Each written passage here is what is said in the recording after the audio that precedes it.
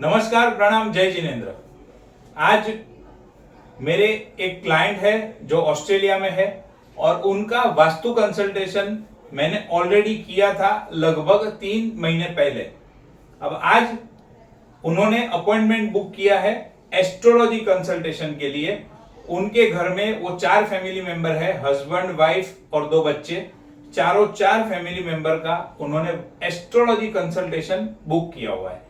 आज के सेशन में उनके हस्बैंड के साथ एस्ट्रोलॉजी कंसल्टेशन होगा। जब भी मैं किसी का एस्ट्रोलॉजी कंसल्टेशन करता हूं तो इस तरीके से एक बुक के अंदर क्लाइंट का कॉल आने से पहले कुंडली को डिटेल में स्टडी करके मेरे जो भी पॉइंट्स होते हैं वो मैं लिख के रखता हूं। तो इनका हर एक डिटेल, उनको मुझे क्या कहना है, क्या समझाना है, क्या प्रिडिक्शन है, सब कुछ मैं इस तरीके से लिख के रखता हूं। ये उनका हो गया और ये उनकी वाइफ का हो गया। ये सुनने से आपको क्या फायदा होगा? आपको ये फायदा होगा कि उनके लाइफ के जो भी इंपॉर्टेंट कंसर्न है मैं उनको कुछ कुछ बीच में टिप बताने वाला हूं कि वो कैसे सॉल्व कर सकते हैं, उसके कुछ उपाय बताने वाला हूं। तो वो उपाय आप सुनेंगे तो आप भी वो अपने जीवन में उसका अमल कर सकते हो, उसको लाइफ के अंदर इंप्लीमेंट कर सकते हो। कुछ ही मिनट के अंदर क्लाइंट का कॉल आएगा और एस्ट्रोलॉजी कंसल्टेशन चालू करेंगे। ये देखिए, ये क्लाइंट का भी कॉल आ गया है और यहां पर अभी कंसल्टेशन चालू होगा। Hello. Hello. Yes madam, how are you? I am fine. आप कैसे हो सर? बस all well, fine fine fine. अच्छा, अभी देखिए मैडम, ऐसा करेंगे कि मैंने आपके और आपके हस्बैंड की कुंडली के रिलेटेड जो कुछ भी मैंने डिटेल स्टडी किया है, एनालिसिस किया है, उसको मैंने यहाँ पर मेरे पास जो बुक है उसमें सारे पॉइंट्स मैंने नोट करके रखे हैं। तो हम क्या करेंगे कि सबसे पहले आपकी हस्बैंड की कुंडली के ऊपर बात करेंगे। मैंने जो पॉइंट्स नोट किए हैं वो मैं आपको बता दूंगा और मैंने आपको ऑलरेडी बोल के रखा था कि आपके पास एक पेन और पेपर तो होगा। तो अब मैं जो पॉइंट बताऊं आपको आपकी हस्बैंड की कुंडली के लिए वो आप नोट कर लीजिएगा। उसके बाद में आपके जो भी क्वेश्चन है आपकी हस्बैंड की कुंडली के रिलेटेड वो आप पूछ सकते हो। तो हाँ, तो ठीक है, आप रेडी हो? मैं फिर यहाँ से आपको एक एक पॉइंट बताता हूँ। हाँ सर। तो अब मैंने सबसे पहला आपके हस्बैंड की कुंडली के जॉब के और बिजनेस के बारे में देख के रखा है, वो मैं आपको बताता हूँ। आपके हस्बैंड को जॉब ही करनी है, बिजनेस उनको बिल्कुल भी नहीं करना है। बिजनेस उनके लिए बिल्कुल भी सूटेबल नहीं है, ये चीज ध्यान में रखिएगा। बिजनेस करेंगे तो पैसा फंसेगा, पैसों का नुकसान होगा और उनको चाहिए उतना न तो सेल मिलेगा, न प्रॉफिट होगा, न वो बिजनेस आगे बढ़ पाएगा। अभी फिलहाल अगर वो कोई बिजनेस में है तो क्या उनको बिजनेस में दिक्कतें आ रही है, प्रॉब्लम आ रहा है? पहले ये बताइए। हाँ सर, अभी आ रहा है। अभी आ रहा है ना प्रॉब्लम? हाँ, बस। तो अब मैं आपको इंडस्ट्री बताता हूं। तो उनको जो जॉब करनी है वो जॉब करनी है, सबसे पहला एक तो इंश्योरेंस फील्ड होना चाहिए, दूसरा एस्ट्रोलॉजी के फील्ड में कर सकते हैं, मैन्युफैक्चरिंग के फील्ड में कर सकते हैं, इंजीनियरिंग के फील्ड में कर सकते हैं और रिसर्च के फील्ड में कर सकते हैं। ऐसी कंपनी में वो जॉब कर सकते हैं। उनको वहां पर जॉब करेंगे तो बहुत उनको बेनिफिट होगा। अभी फिलहाल वो कौन सी फील्ड के अंदर है, कौन से फील्ड में अभी काम कर रहे हैं फिलहाल? इंश्योरेंस में ही कर रहे हैं। अच्छा, इंश्योरेंस में ही कर रहे हैं। चलो, तो फिर बढ़िया है, बहुत अच्छी बात है। क्योंकि आप नोट करके या याद करके बताना, इंश्योरेंस फील्ड के अंदर आने के बाद ही जो कुछ भी स्टेबिलिटी आई है, अभी तो उतनी स्टेबिलिटी नहीं आई है, फिर भी अभी पैसों का दिक्कत है, वो सब मुझे कुंडली से दिख रहा है। लेकिन फिर भी जो भी स्टेबिलिटी आई है, जो भी थोड़ा सा सक्सेस मिला है, वो इंश्योरेंस फील्ड में आकर ही उनको जॉब में सक्सेस मिला है। बराबर है? हाँ, बराबर है। अब जो दूसरा है मेन इंपॉर्टेंट उनके लिए, ये है कि उनको अपने जन्म स्थल के ऊपर, अपनी बर्थ प्लेस के ऊपर, उनको कभी भी करियर में, यानी कि बिजनेस और प्रोफेशन या जॉब कुछ भी करे, उनके करियर में उनको अपने जन्मस्थल के ऊपर कभी भी सक्सेस मिलने वाला नहीं है। अब जैसे उनका जन्मस्थल जो है वो है दिल्ली, अभी आप हो ऑस्ट्रेलिया में, लेकिन उनका जन्मस्थल जो है वो दिल्ली है।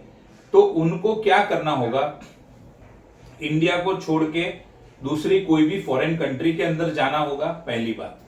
और दूसरी बात कि अगर वो फॉरेन कंट्री में गए हैं तो वो कंट्री का वहां का सिटीजनशिप उनको नहीं लेना है। हमने जब मैंने आपके साथ मैसेज पे चैट किया था तो आपने मुझे बताया था कि आपको ऑस्ट्रेलिया की ये क्या बोलते हैं, ऑस्ट्रेलिया की सिटीजनशिप ऑलरेडी मिल गई है। अब प्रॉब्लम थोड़ा सा यही है कि जब सिटीजनशिप आपको कोई भी कंट्री की मिलती है तो क्या होता है कि आप वो कंट्री मतलब आपकी बर्थ प्लेस बन जाती है। हालांकि ओरिजिनल बर्थ प्लेस तो अलग रहती है, लेकिन वो आपकी बर्थ प्लेस जैसा ही हो जाता है क्योंकि आप अभी वहां के सिटीजन हो गए। लेकिन आपके हस्बैंड की कुंडली में जो योग है वो ऐसा योग है कि ना तो वो सिटीजन होने चाहिए, ना ही वो कंट्री उनका बर्थ प्लेस होना चाहिए। उनको कोई दूसरे ही कंट्री में उनको सक्सेस मिलेगा। अब इसका क्या सॉल्यूशन कर सकते हैं, इंडिया को छोड़ के वो ऑस्ट्रेलिया तो चले गए, अब वहां की सिटीजनशिप नहीं होती तो बहुत अच्छी बात थी, उनको कैरियर में स्टेबिलिटी मिल जाती।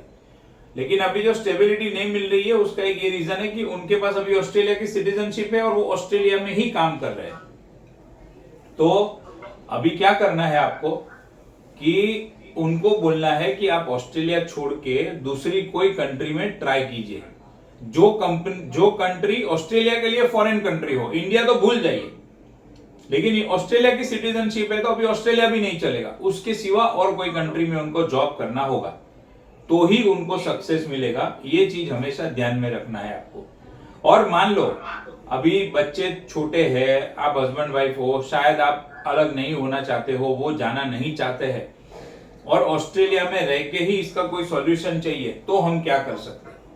तो ऑस्ट्रेलिया में रह के इसका सॉल्यूशन ये कर सकते हैं, सुन रहे हो ना, हेलो?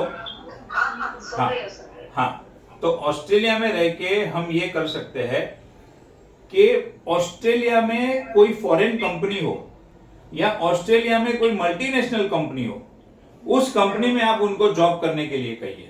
अभी जैसे आपने कहा कि आपके हस्बैंड इंश्योरेंस कंपनी में जॉब कर रहे हैं, बट वो कौन सी इंश्योरेंस कंपनी होनी चाहिए, वो ऑस्ट्रेलियन इंश्योरेंस कंपनी नहीं होनी चाहिए, वो फॉरेन की इंश्योरेंस कंपनी होनी चाहिए जो ऑस्ट्रेलिया में है, या तो फिर वो मल्टीनेशनल कंपनी होनी चाहिए। अब आपको इसमें अभी कुछ पूछना है या मैं आगे का पॉइंट बताऊं, बाद में सब एक साथ में डिस्कशन करेंगे, या अभी कुछ पूछना है तो आप पूछ सकते हो। नहीं, अभी नहीं, बाद में एक साथ ही डिस्कस करेंगे। ओके, चलिए ठीक है।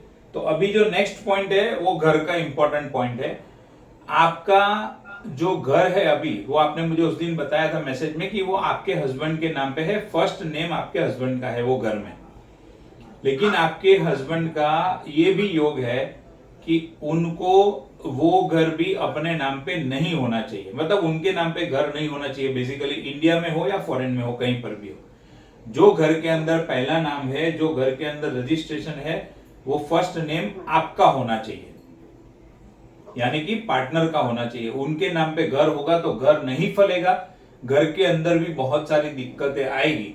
आपने वास्तु कंसल्टेशन मेरे से ऑलरेडी करवाया है, मैंने आपको काफी सारी वास्तुओं की रेमेडीज भी बताई है, काफी सारी डिटेल डिस्कशन हमने की है वास्तु के ऊपर। लेकिन फिर भी ये एक बहुत ही फंडामेंटल पॉइंट है कि जिसके नाम पे घर है वो भी बहुत इंपॉर्टेंट रोल प्ले करता है जब वास्तु की मैटर आती है, और इसको बोलते हैं एस्ट्रो वास्तु। एस्ट्रो क्या बोल रहा है, आपके हस्बैंड के नाम पे घर नहीं होना चाहिए। वास्तु के रूल तो सभी के लिए सेम है, लेकिन यहाँ पर एस्ट्रो का फर्क पड़ जाता है। तो एस्ट्रो वास्तु कॉम्बिनेशन के हिसाब से आपके नाम पे घर होगा तो बहुत अच्छी बात है, आपके हस्बैंड के नाम पे घर होगा, आप उसमें वास्तु करवा लो, रेमेडीज करवा लो, सब ठीक है, रिजल्ट मिलेगा, एक्सपेक्टेड रिजल्ट नहीं मिलेगा। तो अब इसका सॉल्यूशन क्या कर सकते हैं। अब मुझे ऑस्ट्रेलिया के जो रूल्स है, वहां के लॉज तो मुझे नहीं पता है, लेकिन अगर पॉसिबल हो तो आप क्या कर सकते हो, आपके हस्बैंड को कहिए कि आपका जो घर है उसको गिफ्ट डीड बना के आपके नाम पे ट्रांसफर कर दे, और अब एक बार गिफ्ट दे दिया तो मैटर खत्म हो गया। और आपके नाम पे तो बहुत अच्छा योग है, मैंने ये आपकी कुंडली यहाँ पर स्टडी करके रखी है, लेकिन एकदम जेन्युइनली बोलूं, ईमानदारी से बोलूं तो आपकी कुंडली में उतनी ज्यादा दिक्कत मुझे नहीं दिख रही है जितनी आपके हस्बैंड की कुंडली में है। आपके हस्बैंड की कुंडली में तो एक ये भी योग है कि उनके हाथ में पैसे रहेंगे तो टिकेंगे नहीं, खर्च हो जाएंगे या कहीं ना कहीं पैसों का लॉस हो जाएगा। बोलिए, ये बात बराबर है? बराबर है, ऐसा ही होता है। हाँ, ऐसा ही होता है, क्योंकि वो मुझे यहाँ से दिख रहा है। उनके हाथ में पैसे टिकने वाले नहीं है, आएंगे लेकिन टिकेंगे नहीं। और गलती से आपने उनको कुछ पैसे दिए तो वो पैसे भी खर्च हो जाएंगे, वापस तो नहीं आएंगे। मान कि आपको उनको पैसे नहीं देने हैं और उनको जो भी पैसे आते हैं, इनकम आती है, वो तुरंत आपको अपने पास रखनी है और फिर आपको सभी खर्चा करना है, तो आप मेंटेन कर पाओगे।